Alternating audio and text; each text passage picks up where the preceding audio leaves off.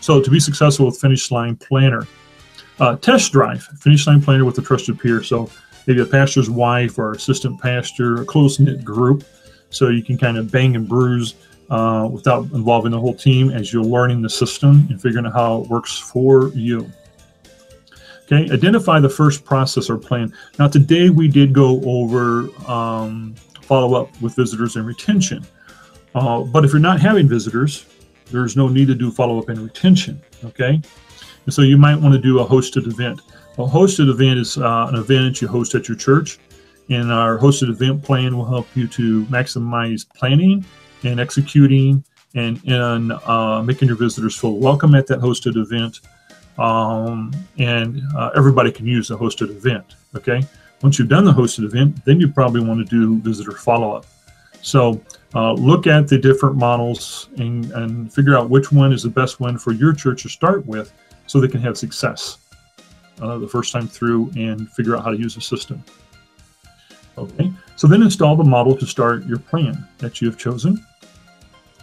Review and customize the model. Take away the things that don't belong to you, add the tasks that do involve your church, your culture, your ministry. Then do a test run with your peer. So maybe your first time around, just assign half the task to you and half the task to them, and see, how the reminders work. How's the timing of things? Was it cumbersome? Was the descriptions used on the task clear enough? And by the way, when you give the names of your task, verb noun is a real good way. The action and action on what is a good way to name your task. Then you want to organize a kickoff meeting. Once you have that customized first plan that you want to do and you did a test run on it, and you want to bring your team together and say, here's our vision for our church, here's what we're doing, here are the tasks, and here's who we're assigning them to, and this is what the Atlas app is, and how the texts work, and how you respond to the text. If you want assistance, we can help you either online or in person at the kickoff meeting, answering questions and helping to do the training and demonstration of how to use the model that you have customized. We can provide training for your team as part of that, either at the kickoff meeting or after your kickoff meeting or before your kickoff meeting, however you want to do that. And then call the regular stand-up or tag-in meetings for accountability that we demonstrated earlier.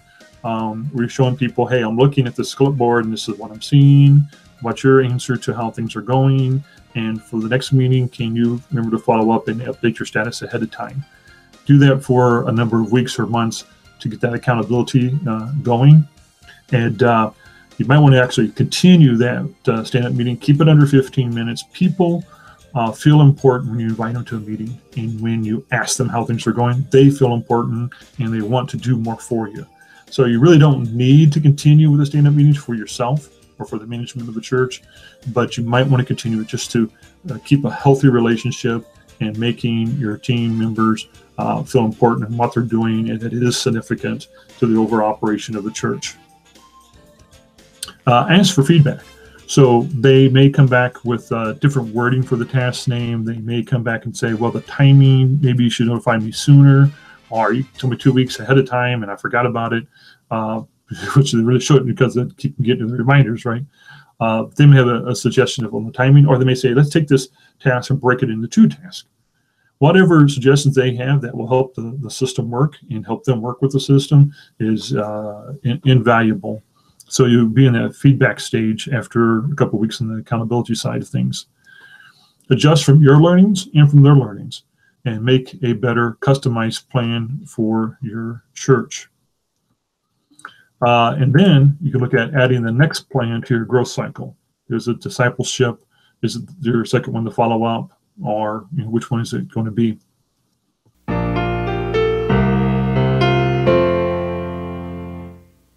Hello, my name is Hugh Plackett, and welcome to Finish Line Planner, where we help pastors who are undertaking church growth alone. It is my goal to assist pastors and lay leaders like you to optimize your growth potential in an environment of minimal time and staff. 60% of churches in North America operate with less than 100 members.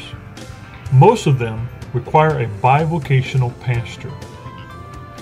Undertaking church growth alone can be challenging, and we're here to help. To maximize our resources and videos, we partner with church growth leaders like Carlton Kuhn, Tim Massengale, Dr. Eugene Wilson, Gary Elias, Dan Kyle, Calvin Jean, and others. To make the most of this opportunity for your ministry, church, and community, click the subscribe button here.